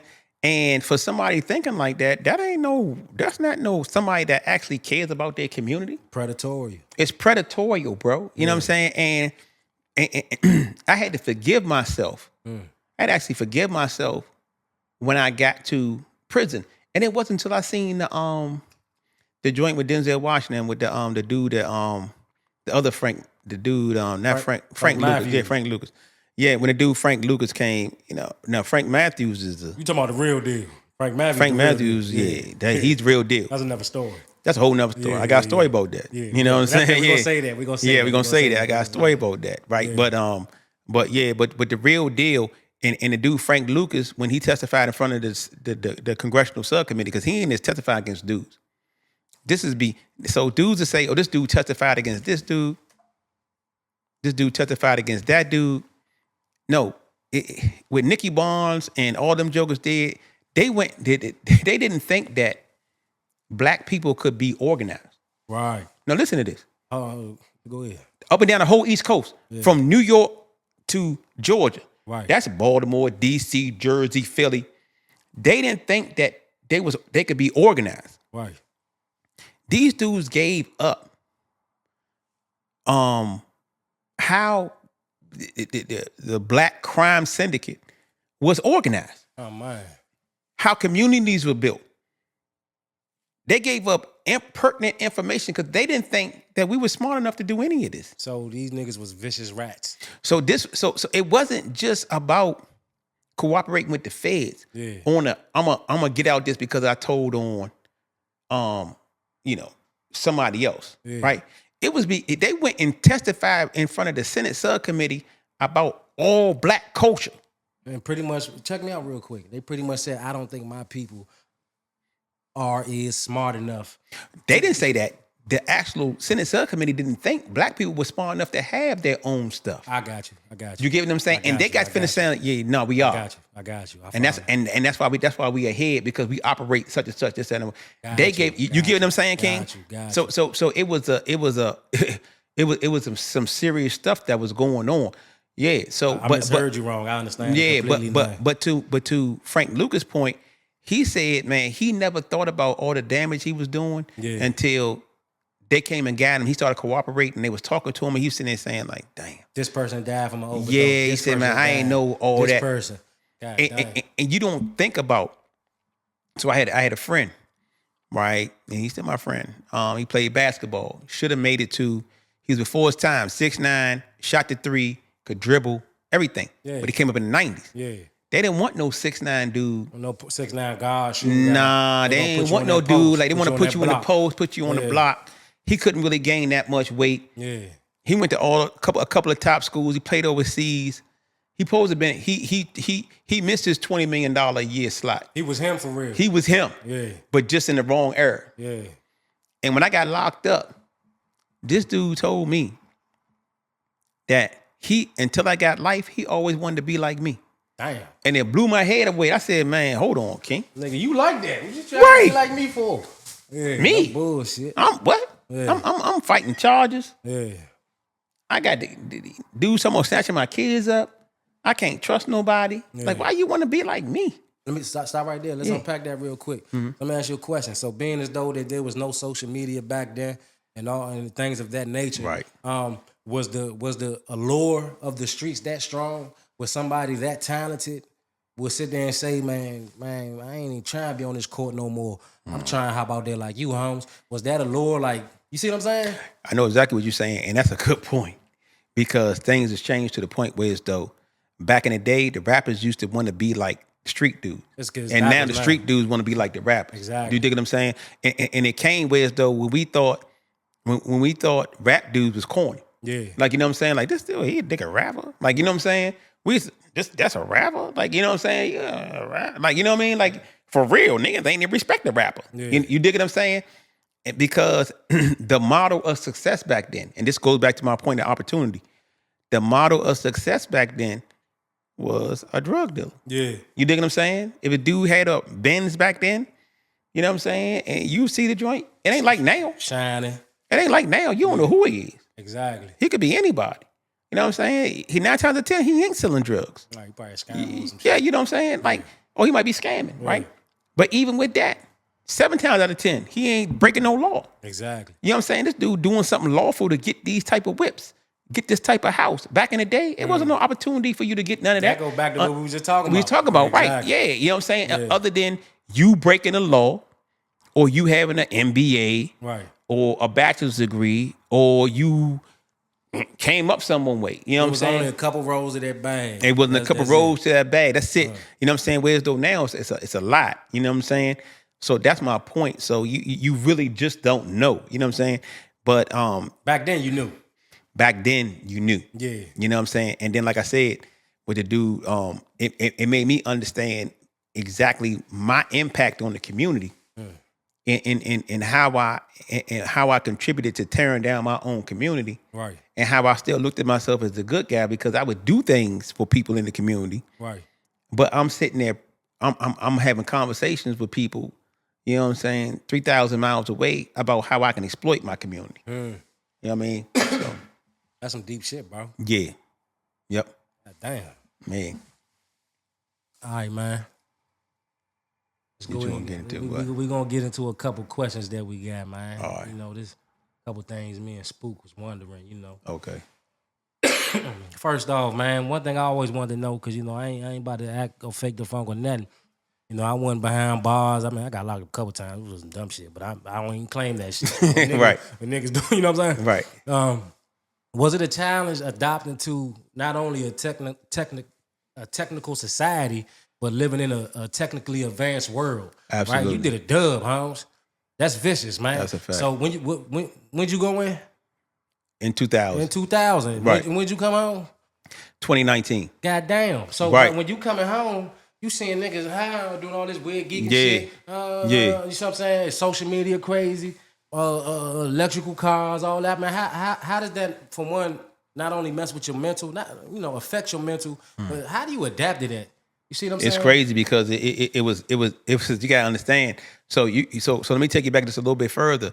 You gotta think in 1993, there was a few cell phones. You know what I'm saying? Like the gray joints, right? And usually you a prominent person that had one of them. To when I left the streets, touch screens were just coming out. Okay. BlackBerry, all that shit. And we were, like I said, we had an editing suite and everything. And the computer that I wanted to get was 1800 megahertz. Damn. It was the top of the line editing machine. He said megahertz. Do you hear what I'm saying? You Yo, got come on. terabytes. Right. Megahertz. That's nothing. Do you get what I'm saying, bro? Yeah. It was nothing. Yeah. To me, and me being, I got this joint, I'm advanced. Yeah. To me coming home, to me in the feds, getting some phones from the camp Yeah. and saying, I need an email to open this joint. You know what I'm saying? I don't know what this shit is. They show me how to work this joint. Yeah. I gotta get the young dudes in there that show me how to work a phone. Then when I get home, like the first thing I do, bro, is I put everybody in the group chat and text everybody in a group chat, King. You probably said some wild shit too, didn't you? Just good morning, how you doing? Okay, This, okay. You 'cause kept a couple static. I thought it went to everybody individually. Okay. I didn't know. That everybody was getting that. Right. And Yeah. you feel so when you come home, when I came home, you know what I'm saying, it was 2020, I felt so behind everybody else. Technically, trying to figure things out was just like is the frustration for me. Yeah. You know what I mean? So sometimes you just got frustrated trying to put in your info. Now people ain't dealing with money. Everything's on a debit card or Cash App or Zelle. You know what I'm saying? And trying to figure that out. Stop right there. How did the Cash App thing, like when you was like, hold on, I could do that, I could send that? Like that's Right. kind of crazy coming from 2000 to now. You see what I'm saying? Right. So dudes in prison had it. Okay. You know what I'm saying? So Okay. so dudes, when you got the cigarettes or Right. you got the pack in there, you know what I'm saying? You got it. Right. But you got somebody on the street handling. Right. But when you see it, Yeah. it's like, oh, I ain't know that. Yeah. And when you get out there and people are telling you, hey, I ain't know that. You know, the first thing I realized about technology, because I'm like, damn, nobody getting letters like really writing no more. Yeah. Right, like letters. All that shit with JPay and all that. JPay in the state, yeah. Yeah. But people were writing. People didn't write no more. Yeah. And I'm saying, damn, why people ain't writing no more? Like, you know what I'm saying? Mm-hmm. And when I came home, I realized why. You know what I'm saying? Because we not a society down that writes. Right. Right? We do it all on the computer. Right. If I can't send this joint to you on a computer, I'm not sitting down breaking down no piece of paper writing you nothing personal. Yeah. Who does that? Just putting it in the mail, going to the mail. I'm like, you had to really care about somebody, really love somebody. You know what I'm saying? To go do that. Yeah. Yeah. So I understand that. I understood that first. Being able to do everything online was just crazy to me. It was just I really felt lost, King. Was you one of them niggas that was like, man, I ain't trying to put my bank information on this junk. That's a fact. I ain't trying. They I ain't trying to put that joke. I ain't trying to stay. I got scammed one time. And Somebody asked you for $200 to make 2,000. You sent that shit. nah, I got scammed with a dude on the. He was trying to break into my computer, see into my okay. computer. Yeah. So he sent this. They sent this fake computer virus on my shit, Yeah.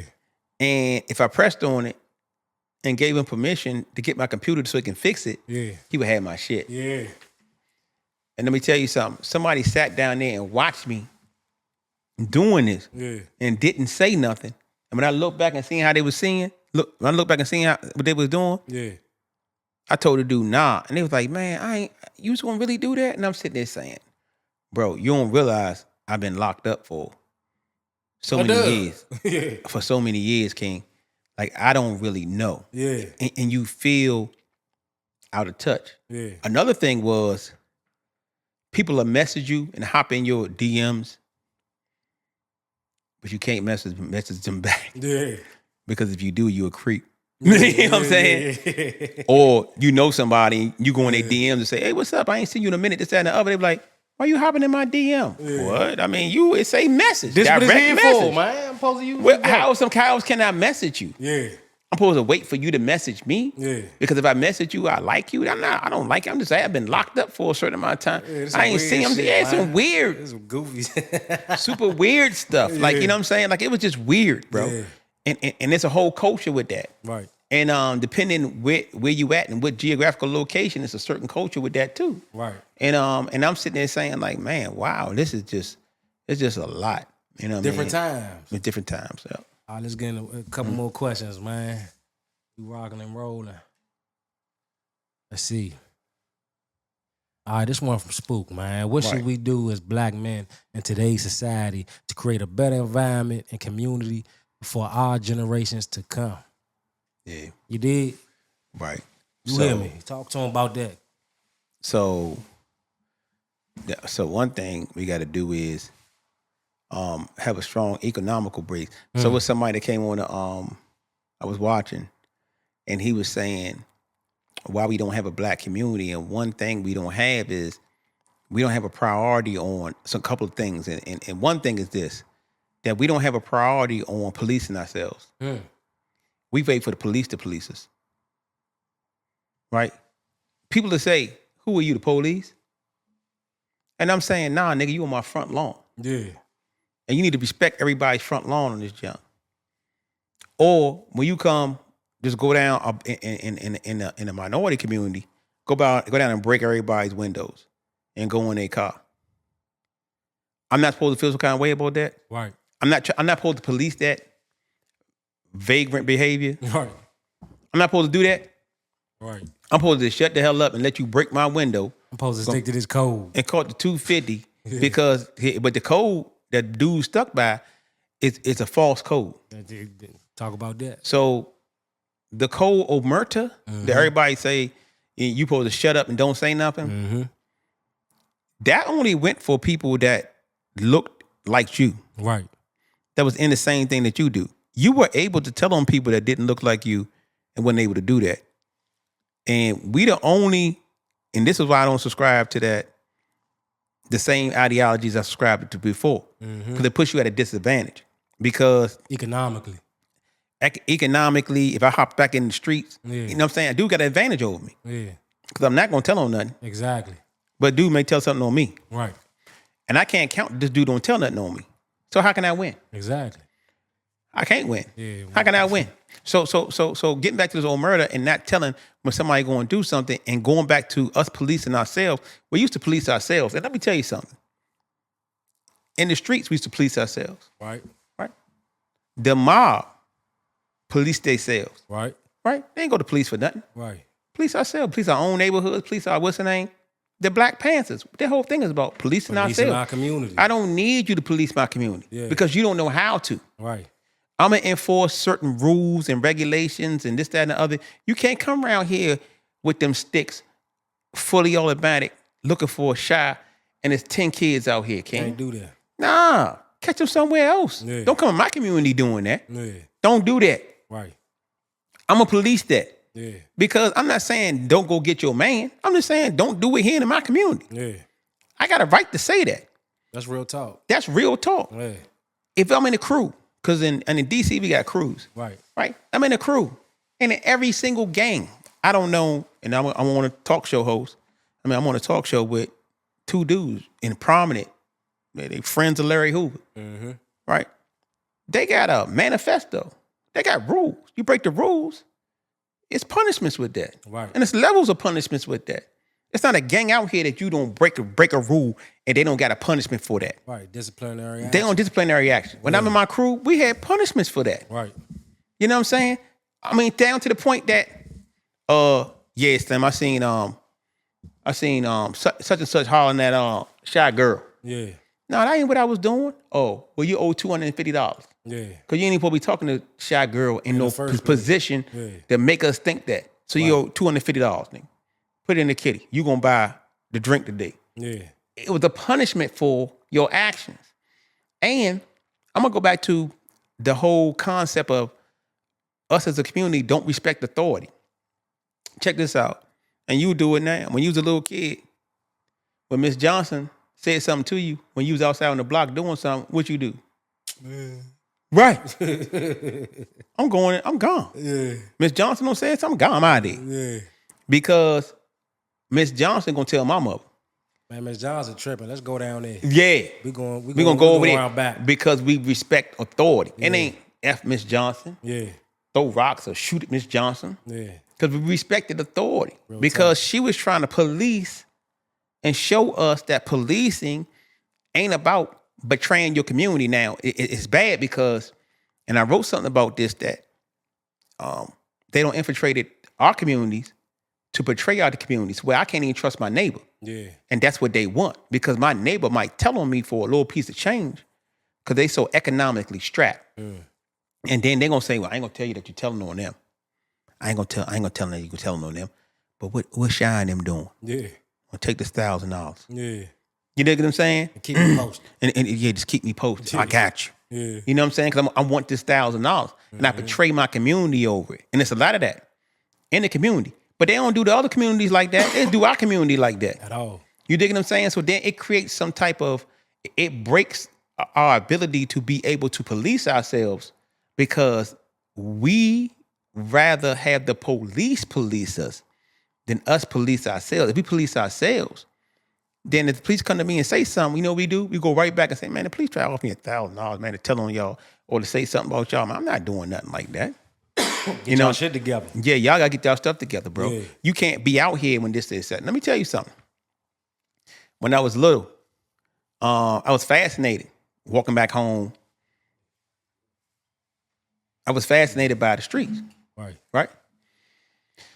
So I'm trying to hang out there with the other guys, right? Yeah. They didn't let me hang out there with them. Appreciate it, brother. Yeah, they ain't let me hang out there with them, King. Right. They ain't do that. You know what they did? Bro, if you don't take your little ass in the house, you better go to football practice. You ain't supposed to be out here like that. Yeah. You know who generation messed that up? Mines. Because my generation want to exploit the next generation. Right. So I ain't want to give you the game that they gave me. That predatory. I just wanted to use you. Shawty, you supposed to do this, that, up. As a man, you supposed to do woo, woo, woo, woo. I'm not teaching you how to be a man. I'm teaching you how to be a flunky for me. Damn. Do you get what I'm saying? Say that again, bro, because it's... Right. My generation took advantage of the next generation. Nice. So now when I see my son, which is the next generation after that, acting the way he acting, I know where it came from. Damn. This is why he don't know nothing. Damn. He don't know nothing because his mother don't know nothing. I taught his mom. Yeah. And if his mother teaching you, and his mother don't know everything that I taught me, then I know he don't know nothing. I was on some bullshit. You know, you dig what I'm saying, King? Yeah. And I was at the wrong mindset. So if I'm teaching his mom, I'm with the wrong mindset at the time, and I don't even give her all the game because who does that? And then she teaches my son what she learned. He got less game than her, and she got less game than me. You dig what I'm saying? Everybody at a disadvantage. And everybody at a disadvantage. Do you get what I'm saying? All the way. And that comes back to that independence thing. Yeah. Because I felt I was independent. I didn't know how to work with her in getting where we needed to go. You dig what I'm saying? I ain't saying, you know what, I'm gonna go ahead and fill you up. You know what I'm saying? With everything that I know. Right. So you can be independent and you can look at me and say, you know what? I think we need to work together to go get stuff. That's the whole power couple thing. You know what I mean? So yeah, so the whole thing about being policed and not in a community, I think stops us from as a community actually to what Spook's saying. I think that stops us from being able to grow and pass it on to the next generation. Our next generation, we have to learn to work together as a community. We have to learn how to save our money, Be and financially literate. be financially Yeah. literate, and then give back into our community, because we the only community that don't give back into our Into community. our community. We That's a spend fact. with everybody else. That's a fact. Viciously. Like me personally, I don't have anything against the Asian community, even though they got their own tactics. But I haven't eaten at a curry out in so long just because the lack of respect that I'm given when I go up in there. I refuse to give my money to something. I can't say that because I still get gas and shit. But if I can control it, like, I'm not about to give you my money if you blatantly disrespecting me in my face, man. That's a fact. You know what I'm saying? Yeah, that's that's a fact. ass backwards to me, man. It is. All right, Yeah, what it else is. we got, man? We doing all right for this episode 1, man. Everybody feeling good. All right, man. Last question for the day, man. All right. Being Give it as to me. being as though that I look at you as a knowledgeable brother. You know, I ain't gonna say elder, even though you are an elder. I am an elder. But I look at you like a big brother. You know, That's what's up. a person that could give. You know, got game, Holmes. Right. Game applied means elevation. Right. You know, I'm a music dude, so this question is important to me. Right. Top 5 artists dead or alive, man. That's deep because at the inception of hip hop, there were it was a thought, Right. right?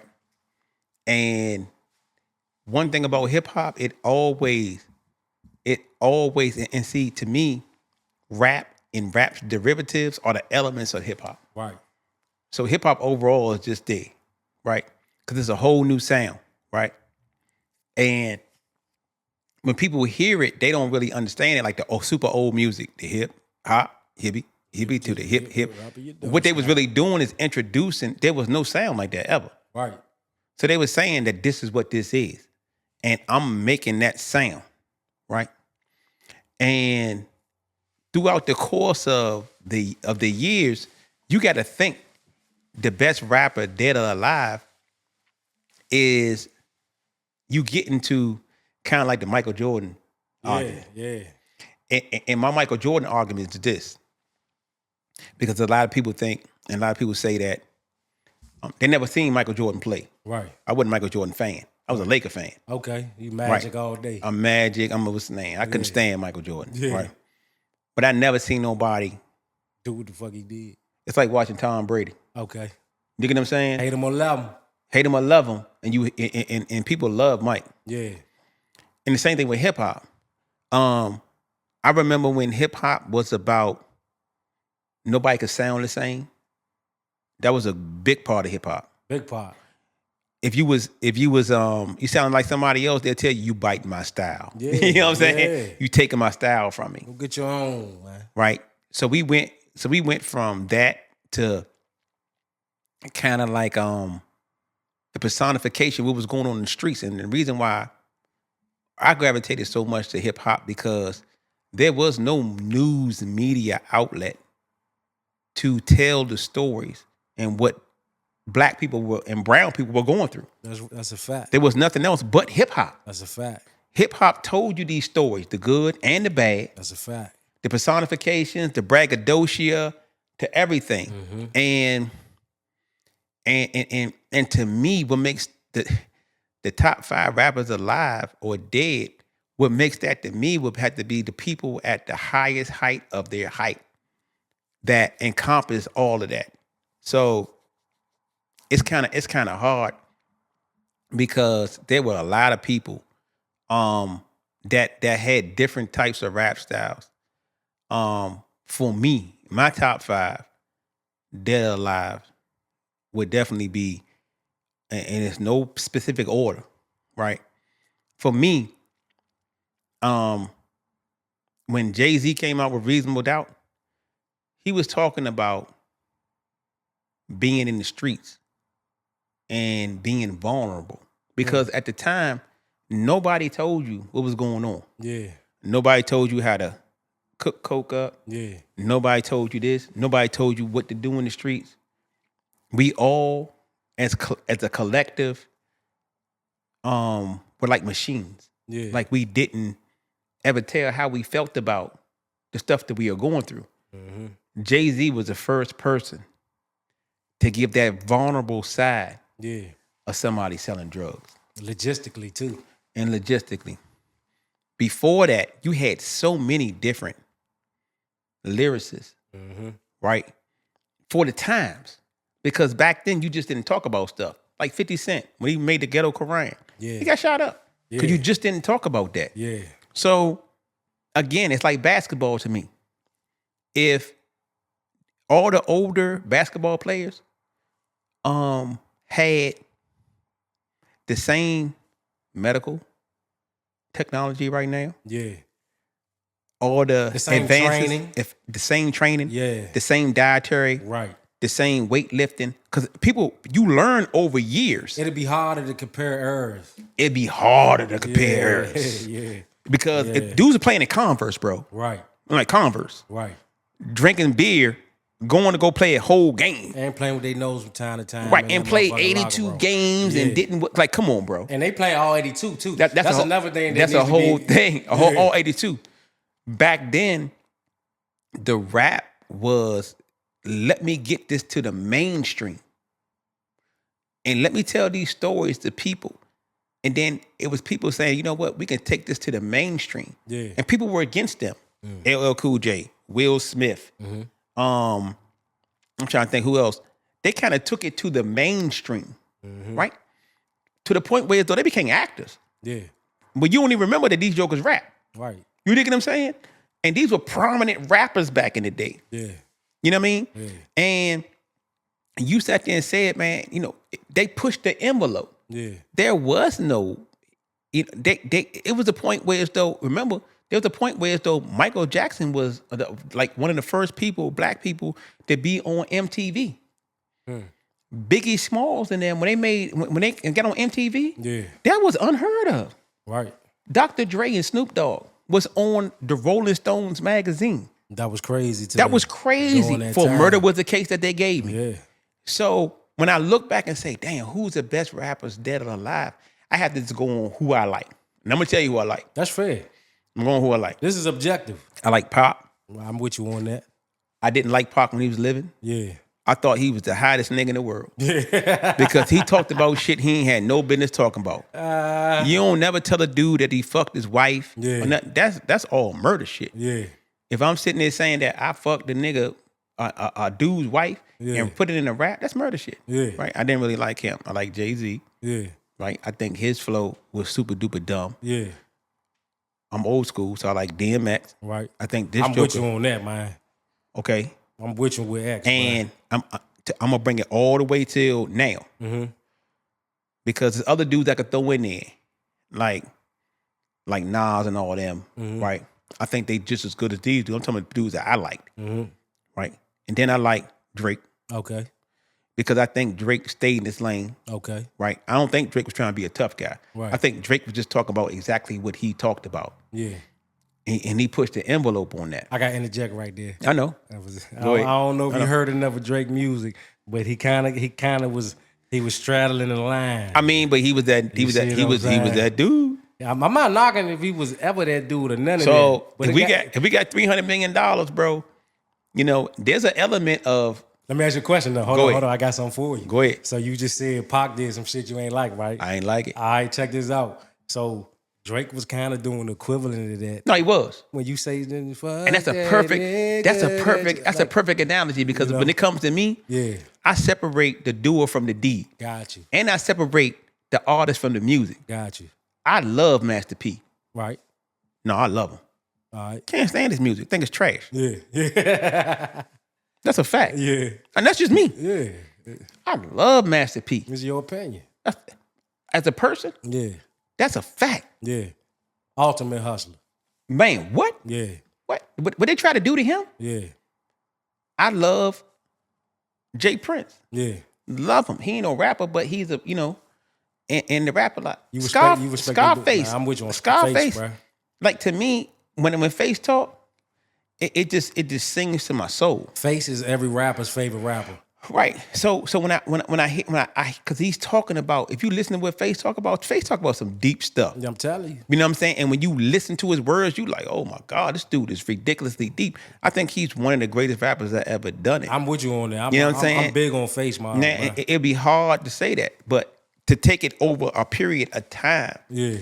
It to me, you got with them. You got, remember the Feds was after them since 1990. Yeah. They was after them. The Feds were trying to actually lock the Ghetto Boys up from 1990. Try to put a RICO case on them. And they got it stopped. You know what I'm saying? But I like Kendrick Lamar. Yeah. Because he's today's. He's the embodiment of hip hop. He's the embodiment of hip hop. Yeah. And all the dudes that I talked about, they always paid homage to other guys that were great.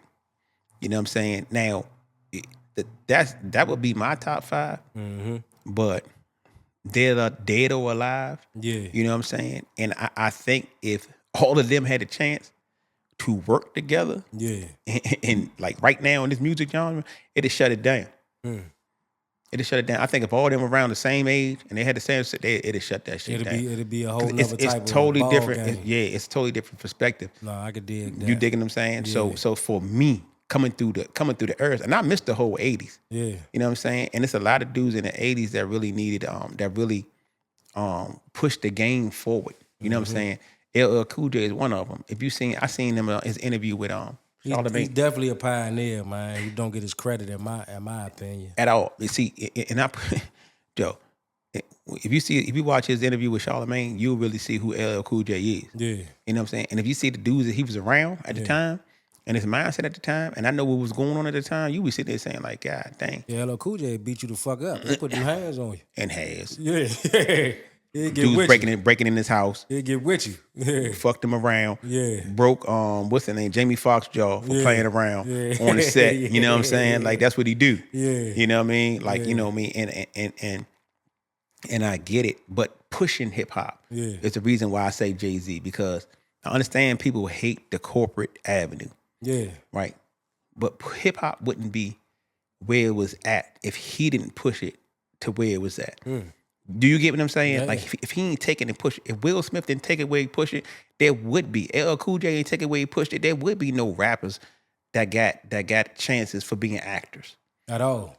Yeah. Do you get what I'm saying? All the way. And people get into these positions and forget that it's somebody that pioneered this stuff before them. Yeah. Ice-T came out. Do you know Ice-T got $700,000 when in the 80s? That's a lot of money in the 80s. Listen, home. And they ain't even hear his music.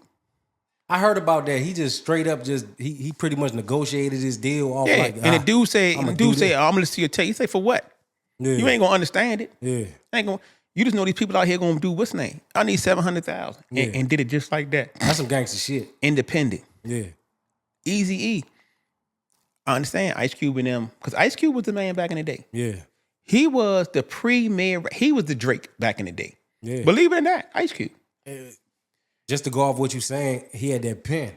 A lot of people don't know he was the one writing a lot of shit. He is the lyricist. He was the man behind the plan for real. He was the lyricist. Yeah. And you got a lot of dudes that actually did things in the industry that help other guys be able to do what they doing now. You right. You know what I'm saying? Now, if you talk about who made like some of the greatest music, you gotta look to the album sales. Yeah. You know what I'm saying? Outkast would be some of the greatest. Of course. What's the name? Them Bamers was going diamond. You dig what I'm saying? You got to really think about them. Like, what category do they fit in? You dig what I'm saying? I put Outkast in the category of their own, bro. Do you get what I'm saying? Like, and that's my point. Like, you know what I mean? Like, it's people that push the narrative. Push the narrative, and you found your own niche. And if your niche clicked, then you just made it. But you were talking about what you talked about, like, and what they've done now. It's kind of like over commercialized rap, right? And everybody since like the 2000s wanted to be a rapper. Yeah, you know what I'm saying. Once Master P and Puff Daddy and Jay-Z and them kind of broke it in as these boutique labels being able to make all this money, cash money. Right. Everybody was like, oh shit. You know what I'm saying? These niggas made all this money off this, making these millions and millions of dollars off of rap. We could do this. It's cool to be a rapper. Right. And since that time, they kind of opened up and broadened what was, because, you know, at first they were saying, I'm not taking no major deal for what? I'm going to stay local. There is, let me tell you something. There is in the Bay Area and in Texas, there is a whole circuit of rappers that don't get no publication that be eating. That be eating. Because they got their own market. They got their own market. Yeah. And they market straight to just the people that they market to. And they don't get no airplay, no nothing. Cali and Texas is a different ballgame. And if you talk about them, Dan, what's the name? So I said, I don't really know.